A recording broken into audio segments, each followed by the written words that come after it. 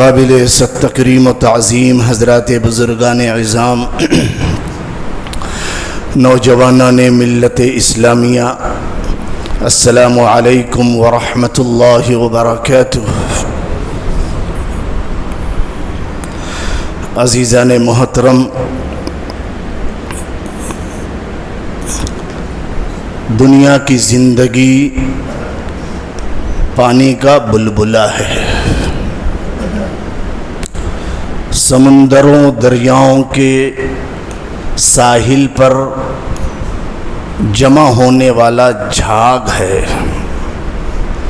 جس کو بقا نہیں ہے، بہت دیر تک اسے ٹھہرنا نہیں ہے۔ ایسے ہی دنیا کا ہر انسان اسے اس دنیا میں عارضی وقت کے لیے ٹیمپریری طور پر بھیجا گیا ہے۔ جسے دنیا کا بسنے والا انسان اپنے لیے یوں سمجھ بیٹھا ہے کہ مجھے ہمیشہ رہنا ہے، حالانکہ دل میں ایمان ہے، یقین ہے کہ مجھے جانا ہے، مجھے مرنا ہے، لیکن تیاری میں لگا ہے دنیا بنانے کے لیے، تیاری میں لگا ہے دنیا چمکانے کے لیے، تیاری میں لگا ہے دنیا کی مال و دولت کو سمیٹنے میں، اور کم لگا ہے، تھوڑا لگا ہے یا بالکل نہیں لگا ہے تو آخرت کی تیاری میں۔ ہم سب دھوکے میں ہیں۔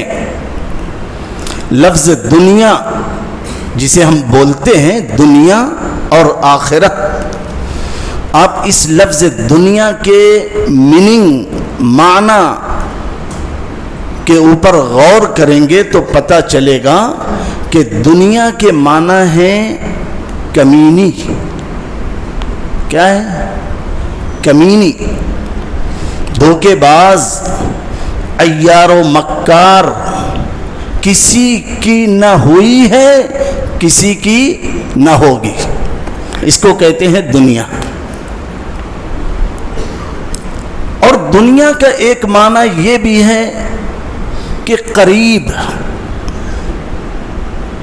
ہم دنیا میں رہتے ہیں، دنیا ہمارے دلوں میں ہے، دنیا ہمارے دماغ میں ہے، دنیا ہماری جیب میں ہے، دنیا ہمارے خیالات، تصورات میں ہے، بلکہ سو جانے کے بعد ہمارے خوابوں میں بھی دنیا ہی آتی ہے۔ اس لیے دنیا کو کہا گیا ہے کہ یہ قریب ہے لیکن کمینی ہے۔ سکندر اعظم بادشاہ گزرا ہے، آپ سب اس واقعے سے واقف ہیں۔ انتقال سے قبل اس نے اپنے اہل و عیال کو وصیت کی کہ میں جا رہا ہوں، کفن سے باہر میرے دونوں ہاتھوں کو نکال دینا۔ اہل و عیال، عزیز و اقارب، درباری اور جتنے بھی اس کے اپنے اعزاء و اقربا تھے، انہوں نے پوچھا کیوں؟ آج تک تو کسی نے ایسی وصیت، ایسی نصیحت کی نہیں ہے۔ کفن سے باہر، ہاتھوں کو تو کفن کے اندر رکھا جاتا ہے، آپ کفن سے باہر نکالنے کا حکم کر رہے ہیں، کیوں؟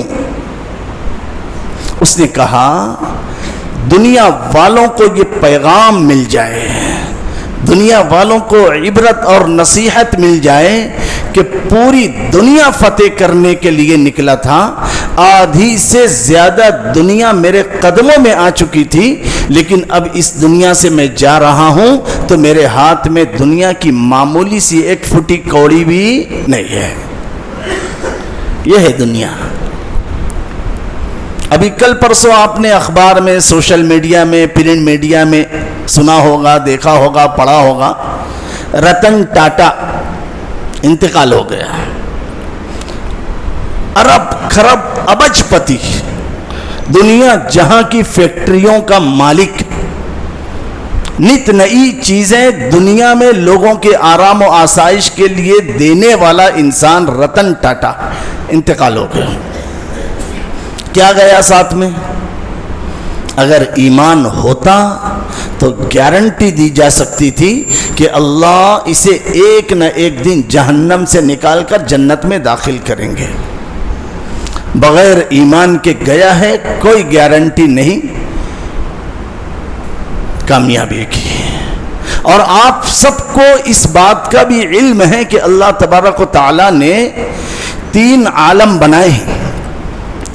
एक आलम तो दुनिया है कि दुनिया के अंदर दुख भी है, सुख भी है, रहमत भी है और जहमत भी है।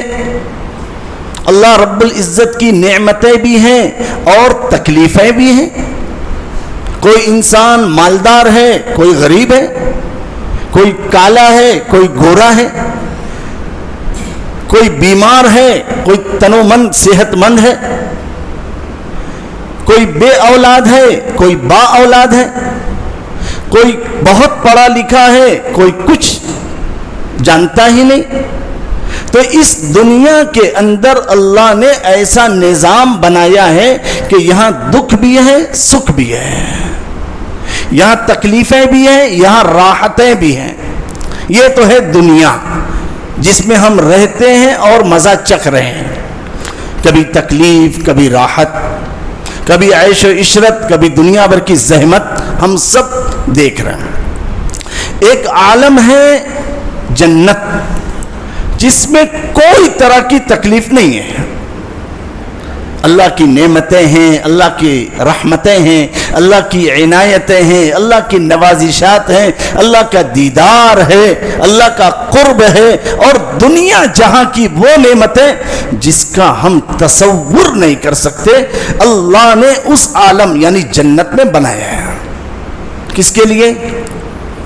अपने महबूब तरीन बंदों के लिए, अपने मकबूल पसंदीदा बंदों के लिए, जिनकी रातें नमाज के मुसल्ले पर गुजरती है, जिनका दिन अल्लाह की याद में गुजरता है, जो छोटे छोटे गुनाहों से अपने आप को बचाते हैं, जिन्होंने कभी किसी की गीबत नहीं की, कभी किसी की चुगली नहीं की, किसी का माल हड़प करके खाया नहीं, किसी के साथ धोखाबाजी नहीं की, किसी की जमीन हड़प नहीं ली, किसी ने सूद नहीं खाया, सूदी कारोबार नहीं किया, किसी ने कभी कोई तरह का गुनाह करने की कोशिश नहीं की। अल्लाह ने ऐसे लोगों के लिए जन्नत बनाई है जिसमें कोई तकलीफ नहीं है, कोई अजाब नहीं, कोई सजा नहीं, कोई परेशानी नहीं, कोई दुख तकलीफ का वहां शायबा नहीं है। ये दूसरा आलम जिसे जन्नत कहते हैं। एक तीसरा आलम है जिसे हम आप जहन्नम कहते हैं कि उसमें सिवाय तकलीफ के, सिवाय दुख के, सिवाय अजाब के, सिवाय अजियत के, सिवाय अल्लाह की नाराजगी के और कुछ वहां पर है नहीं। बड़े बड़े अजदे, बड़े बड़े सांप बिच्छू, बड़े बड़े दहकते हुए अंगारे, बड़े बड़े फरिश्ते अजाब के लिए हर वक्त सर पर मुसल्लत, इसको कहते हैं जहन्नम, जो तीसरा आलम है। हमें आपको अल्लाह ने अद्दुनिया मज़राअतुल लिल आखिरह, ये दुनिया आखिरत की खेती के लिए अल्लाह ने दिया है। जो बोएंगे वो काटेंगे। इस दुनिया में जो बोएंगे वो काटेंगे। अगर हमने यहां पर अच्छी काश्तकारी नहीं की, अच्छा बीज नहीं बोया, तो फिर आखिरत में काटने के लिए हमारे पास सिवाय बबुल के कांटेदार दरख्त के कुछ मिलने वाला नहीं है। 60 साल 70 साल जिंदगी में हम खुद गौर करें कि 8 से लेके 10 घंटा सोने में गुजर जाते हैं, 8 से लेके 12 घंटा ड्यूटी करवाने में गुजर जाते हैं, 16-18 گھنٹہ تو ہمارے یوں گزر گئے، جو کھلی کتاب ہے ہر ایک حساب لگا سکتا ہے۔ اب رہ گئے 6 سے لے کے 8 گھنٹے، ان 8 گھنٹوں میں بیوی ہے، بچے ہیں، اور ٹوائلٹ ہے، باتھ روم ہے، دوستوں کی ملاقات ہے، رشتہ داروں کی ملاقات ہے، یہ سب میرے پاس اللہ کی عبادت کے لیے کتنا ٹائم ہے؟ میں نے میرے اس خالق اور مالک کے لیے کتنا اپنے آپ کو لگا رکھا ہے، فارغ کر رکھا ہے؟ آدمی غور کرے، جائزہ لے، حساب کرے، اپنی زندگی کا صرف 24 گھنٹے کا محاسبہ کرے، تو اسے دال آٹے کا بھاؤ پتہ چل جائے گا کہ اللہ نے وما خلقت الجن والانس الا لیعبدون، ہم نے انسانوں اور جناتوں کو نہیں پیدا کیا مگر عبادت کے لیے۔ ہماری پیدائش کا اصل مقصد یہ ہے جو اللہ نے کھول کے بیان کیا ہے کہ ہم نے نہیں پیدا کیا انسانوں اور جناتوں کو مگر الا لیعبدون، کہ وہ میری عبادت کرے، وہ میری اطاعت گزاری میں لگے، وہ میری طاعت و بندگی میں لگے، وہ فرما برداری میں آگے بڑھے، وہ ہر اس حکم کو مان لے جو اس کی آخرت کی کامیابی اور کامرانی کا زینہ ہے، چابی ہے، کنجی ہے۔ اتنی کھلی کتاب، اتنا کھلا سبق، اتنا کھلا پیغام دیے جانے کے باوجود ہماری 24 گھنٹے میں سے اکثر اوقات ضائع ہو رہے ہیں۔ ہم غور تو کریں، ہم غور تو کریں کہ 60 سالہ 70 سالہ زندگی میں میرے پاس ایسا کچھ نمونہ ہے کیا کہ اتنے دنوں تک بلا ناغہ میں نے تہجد پڑھا ہے، اتنے دنوں تک بلا ناغہ میں نے تکبیر اولیٰ کے ساتھ نماز کا اہتمام کیا ہے، اتنے دنوں تک بلا ناغہ تکبیر اولیٰ بھی اور صف اولیٰ بھی میں نے اس کا اہتمام کیا ہے، اتنے دنوں تک میں نے اذان سے پہلے مسجد میں قدم رکھ دیا ہے، اتنے دنوں تک میں نے روزانہ قرآن پاک کی تلاوت اتنی چاہے رکوع ہو چاہے پارا ہو کیا ہو، اتنے دنوں تک میں نے صبح شام کی 3 تسبیحات کی پابندی ایسے کی ہے کہ کبھی ناغہ نہیں ہوا ہے۔ کبھی ہم محاسبہ کیے؟ بس گزر رہی ہے لا ابالی طور پر لاپرواہی زندگی گزر بسر ہو رہی ہے، اور دن بدن ہم موت کے گڑھے میں جانے والے ہیں۔ موت بالکل آنے والی ہے، موت کا فرشتہ بالکل تیار ہے، کب کہاں کس وقت آئے گی پتہ نہیں ہے۔ خود شہر مالیگاؤں کے کتنے ایسے واقعات ہیں کہ ہم انگشت بدندہ ہو جاتے ہیں، ہم حیران ہو جاتے ہیں، ہم یقین نہیں کرتے، ارے ابھی کل عصر کی نماز کے بعد میرے ساتھ تھا، ارے ابھی کل رات میں ہم دونوں ساتھ میں بیٹھے تھے، ارے رات میں میرے پاس سے اچھی طریقے سے اٹھ کر گیا ہے، اور صبح فجر کی نماز کے بعد اس کے انتقال کی خبر آتی ہے تو یقین نہیں ہوتا ہے۔ اتنی بے یقینی زندگی ہے اور اتنی یقینی موت ہے جس کے لیے ہم مطمئن بیٹھے۔ چند وقت کی نماز ادا ہو رہی ہے، بس کافی ہے، نہیں۔ حضرت ابو بکر صدیق رضی اللہ تعالی عنہ جیسا متقی، پرہیزگار، ایماندار، تقوی طہارت کا علم بردار اور ایمان و یقین کا کوہ گراں کہ نبی پاک صلی اللہ علیہ وسلم کے بعد روئے زمین پر ان سے زیادہ مقبول عند اللہ اور کوئی نہیں ہے۔ انبیاء علیہ السلام پہلے ہیں، بعد میں نبی پاک صلی اللہ علیہ وسلم کی ہیں اور ان کی امت ہے۔ اللہ کے نبی حیات ہیں، ان کے بعد جتنے لوگ ہیں کوئی نہیں ہے۔ لیکن بے اطمینانی کا یہ عالم ہے کہ کبھی چین سے سکون سے نہیں بیٹھے، ہر وقت متفکر، ہر وقت تدبر اور تفکر، ہر وقت موت ما بعد الموت کی تیاری، اتنی زیادہ کڑھن، فکر، غم۔ آپ کو میں واقعہ بتاؤں، اللہ کے نبی صلی اللہ علیہ وسلم نے اسلام کی، ایمان کی دعوت دی ہے۔ حضرت ابو بکر صدیق رضی اللہ تعالی عنہ نے اسلام کو قبول کیا ہے، کلمے کو گلے لگایا ہے، ذمہ داریوں کو اوڑھا ہے، تقاضوں پر کھڑے ہوئے ہیں اور پہلے دن نکلے ہیں لوگوں کو اسلام کی دعوت دینے کے لیے اور ایمان کا علم بردار بنانے کے لیے۔ پہلے دن آج اسلام قبول کیا ہے، دوسرے دن نکلے ہیں اور صبح سے لے کر شام تک محنت کی ہے، 4 لوگوں کو اسلام میں لانے کا سبب اور ذریعہ بنے۔ پھر نکلے 5 لوگوں کے اسلام میں داخل ہونے کا سبب اور ذریعہ بنے ہیں۔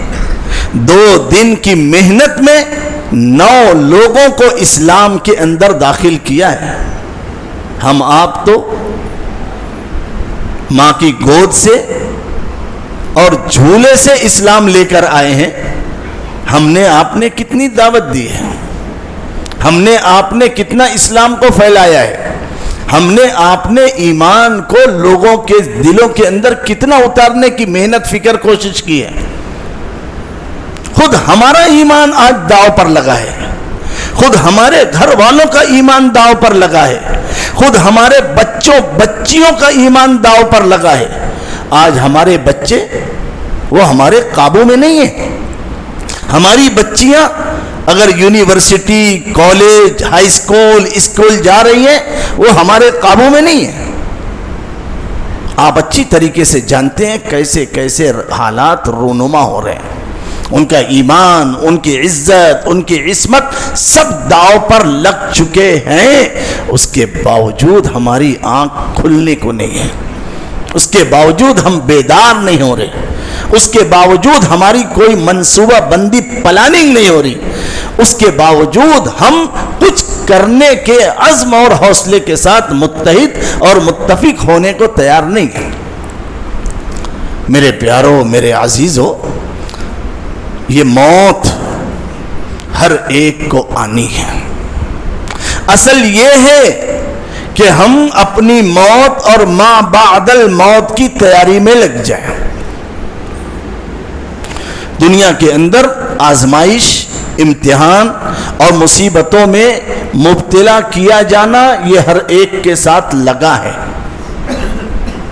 انبیاء علیہ السلام کے ساتھ بھی آزمائش، امتحان، تکلیفیں اور مصیبتیں، اس میں مبتلا کیا جانا لگا تھا، لیکن وہ کامیاب، کامران، بامراد ہو کر نکلے ہیں۔ صحابہ کی زندگیاں دیکھیں کہ صحابہ نے بھی اپنی زندگی میں اہمیت دی ہے تو آخرت کو دی ہے، اور نئی اہمیت دی ہے تو زندگی کو کبھی بھی اہمیت نہیں دی ہے۔ وہ صحابہ جن کے پاس کھانے کے لیے روٹی کا ٹکڑا نہیں تھا، جن کے پاس بدن کو، سطر کو چھپانے کے لیے کپڑے کا چیتڑا نہیں تھا، جن کے پاس رہنے کے لیے اچھے مکانات نہیں تھے، لیکن جب فتوحات کے دروازے کھلے ہیں، اسلام پھیلا ہے، لوگ حلقہ بگوش اسلام ہوئے ہیں، شہر کے شہر، ملک کے ملک فتح ہوئے ہیں، مال غنیمت آیا ہے، اور صحابہ کو یہ مال غنیمت جب بٹا ہے تو یہ بڑے بڑے تخت و تاج کے مالک بنے ہیں۔ بہت بڑی بڑی جائیداد، بہت بڑی بڑی زمین اور بہت بڑے بڑے علاقے یہ صحابہ کی مال غنیمت کے طور پہ، ہدیے کے طور پہ دیے گئے اور ملے ہیں۔ حضرت عائشہ صدیقہ رضی اللہ تعالی عنہا ایک مرتبہ روزے سے تھی، واقعہ آپ نے سنا ہوگا، پڑھا ہوگا، حضرت شیخ نے لکھا ہے فضائل اعمال میں۔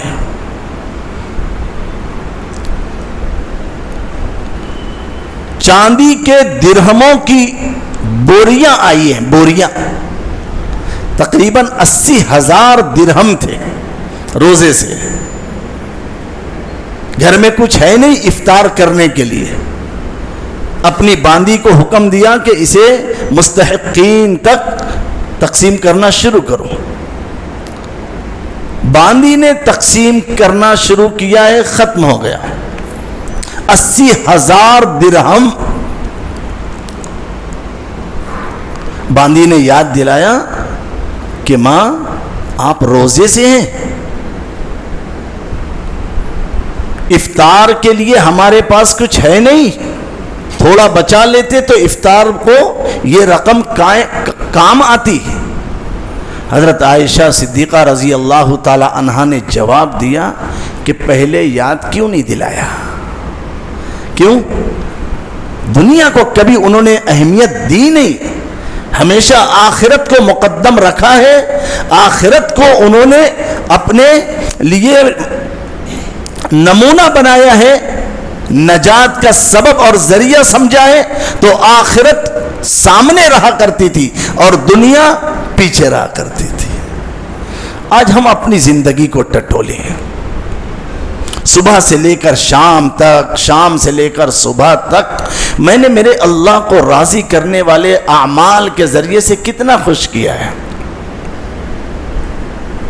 ہماری راتیں گلچھرے اڑانے میں، خرمستیاں کرنے میں، ایران توران کی ہانکنے میں، گپ شپ میں گزر رہی ہے، اور دن ڈیوٹی کرنے، کام دھندا بزنس کرنے میں گزر جانے. نہ میرے پاس وقت ہے بچوں کی تعلیم تربیت کے لیے، نہ میرے پاس وقت ہے اللہ کے دربار میں آ کر اللہ کے سامنے رونے بلبلانے گڑ گڑانے کے لیے کہ میرے اللہ آپ نے اتنی دنیا جہاں کی نعمتیں مجھے دے رکھی ہیں، اتنی ساری نعمتوں کے ملنے کے باوجود اللہ جیسی مجھے آپ کی طاعت و بندگی کرنی تھی، جیسا آپ کو راضی کرنے والے اعمال میں مجھے لگنا تھا، اللہ میں نے نہیں کیا. تو دن اور رات کے 24 گھنٹے میں کوئی ایک لمحہ مجھے آپ کو اور ہم سبوں کو اللہ کے حضور گڑ گڑانا چاہیے، رونا چاہیے، بلبلانا چاہیے، اپنی خطاؤں کی معافی مانگنی چاہیے، اپنے گناہوں پر توبہ استغفار کرنا چاہیے، اپنی موت، ما بعد الموت، قبر حشر کی تیاری میں متفکر ہو کر رہنا چاہیے. تب تو گارنٹی دی جا سکتی ہے کہ اس بندے کے قال اور حال سے دنیا نکل چکی ہے اور آخرت اس کے قال یعنی اس کی بات اور اس کے طرز عمل سے ٹپکتی اور جھلکتی ہوئی نظر آ رہی. لیکن وقتی طور پہ تھوڑا سا ہمارا دماغ بنتا ہے، تھوڑا سا ہمارا مائنڈ بنتا ہے، تھوڑا سے ہمارے خیالات بدلتے ہیں، پھر دنیا کے اندر جاتے ہیں، وہی خلط ملط، وہی دنیا داری. ہم آخرت کو جب تک ایک نمبر پر نہیں رکھیں گے دنیا میں ہم کامیاب ہو نہیں سکتے. الدنیا مزرعۃ للآخرہ، یہ دنیا آخرت کی کمائی کے لیے دی گئی ہے. آخرت میں کامیاب ہونا ہے، دنیا کو وہ دینداری کے ساتھ گزار دو. دنیا داری کے ساتھ گزاریں گے تمہاری آخرت برباد ہو جائے گی. ہم سب کو متفکر ہونا ہے. کتنے ایسے اس قبرستان کے اندر بے گور و کفن پڑے ہیں، بے یار و مددگار پڑے ہیں، جو ناز و نعم میں پلے تھے، جن کے آگے پیچھے حشم و خدم تھے، جو کئی 100 لوگوں کے مالک تھے، بڑی بڑی فیکٹریاں ان کے قبضے قدرت میں تھی، ان کے پاس سینکڑوں کا ہجوم آگے پیچھے چلا کرتا تھا مزدوروں کی شکل میں. آج حال یہ ہے کہ ان کے ساتھ کیا ہو رہا ہے اس سے بھی ہم بیگانہ ہیں. ان کے اپنے رشتہ دار ہو سکتا ہے کہ ان کے پاس پڑھنے کے لیے بھی آ نہیں رہے ہوں گے. یہ حال ہمارا نہ ہو جائے، اس کے لیے اپنی بیوی بچوں اپنے رشتہ داروں کو دینی تعلیم سے آراستہ کریں، ان کو دیندار بنائیں، ان کو ایماندار بنائیں، ان کا رشتہ خالق اور مالک سے مضبوط اور استوار مستحکم کر دیں، یہی بچے کل قیامت میں ہمارے مرنے کے بعد ہماری نجات کا سبب ذریعہ بنیں گے۔ حدیث پاک میں آتا ہے اذا مات الانسان انقطع عمله، بندہ جب مر جاتا ہے اس کے اعمال کا تعلق ختم ہو جاتا ہے، الا ثلاث، مگر تین چیزیں۔ نمبر ایک ولد صالح، نیک اولاد، کہ وہ نیک اولاد اگر چھوڑا ہے تو وہ نیک اولاد اچھے اچھے اعمال کر کے اپنے ماں باپ کے لیے صدقہ جاریہ بن سکتے ہیں، ثواب جاریہ بن سکتے ہیں۔ او علم ينتفع به، ایسا علم چھوڑا ہے کہ جس کے ذریعے سے لوگ فائدہ اٹھا رہے ہیں، یہ علم اس کے لیے ثواب جاریہ اور صدقہ جاریہ کا کام ہوگا۔ اسی طریقے سے صدقۃ جاریۃ، بھائی مسجد کے اندر کنواں لگا دیا، کنواں کھود دیا۔ اسی طریقے سے قبرستان کے اندر اور بھی بہت ساری ضرورتیں ہیں، اس کا اہتمام کر دیا، روڈ سڑک بنا دی، مسافر خانہ بنا دیا، مسجد کی جو ضروریات تھی وہ ضروریات پوری کر دی، مدارس کی جو ضروریات تھی وہ ضروریات پوری کر دی۔ تو یہ سب چیزیں صدقہ جاریہ ہے، بندہ مر جائے گا لیکن قیامت تک اسے ثواب ملتا رہے گا۔ اس لیے اس مختصر سی زندگی میں مجھے آپ کو ایک نمبر پر اپنی آخرت کو رکھنا ہے، اپنی موت کو سامنے دیکھنا ہے کہ مجھے مرنا ہے۔ آج میں تندرست و توانا ہوں، آج میرے ہاتھ مضبوط ہیں، آج میرے پیر کام دے رہے ہیں، کل ہو سکتا ہے میرے ہاتھوں میں ڈنڈا آ جائے، میری کمر دکھنے لگے، میرا گھٹنا چھوڑ دے، میرا ساتھ۔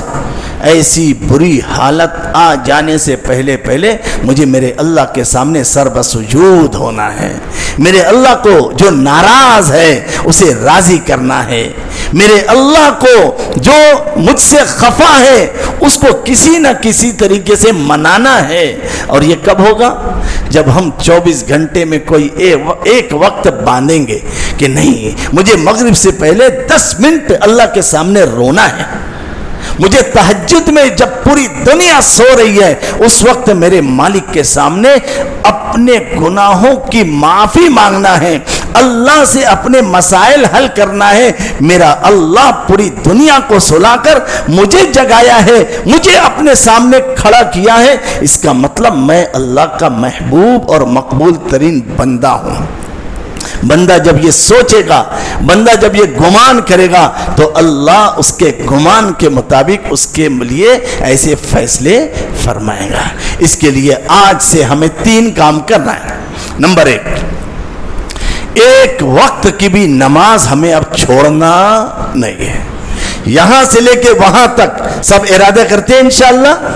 ایک چیز۔ نمبر 2، آنکھوں سے ہونے والے گناہ، زبان سے ہونے والے گناہ، کانوں سے ہونے والے گناہ، ہاتھ اور پیر سے ہونے والے گناہ، آج سے میں اے اللہ تیرے دربار میں یہ عزم کرتا ہوں، یہ عہد کرتا ہوں کہ اللہ اب نہیں کروں گا۔ کرتے ہیں انشاءاللہ۔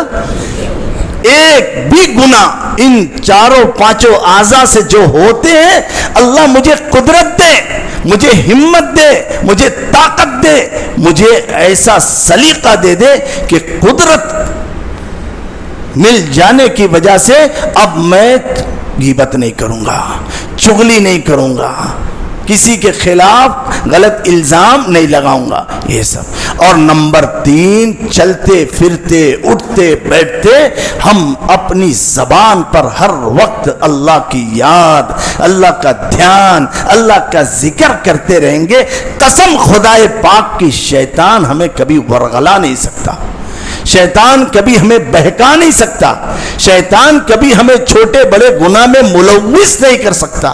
یہ 3 کام اگر کر لیے، گواہی اس بات کی دی جا سکتی ہے کہ مرنے سے پہلے اللہ اپنا ولی بنا کر چھوڑیں گے۔ فکر کریں گے انشاءاللہ۔ اللہ رب العزت کہنے سننے سے زیادہ عمل کی توفیق نصیب فرمائے۔ جن حضرات نے سنت نہیں پڑھا سنت ادا کر لے۔ وآخر دعوانا الحمدللہ۔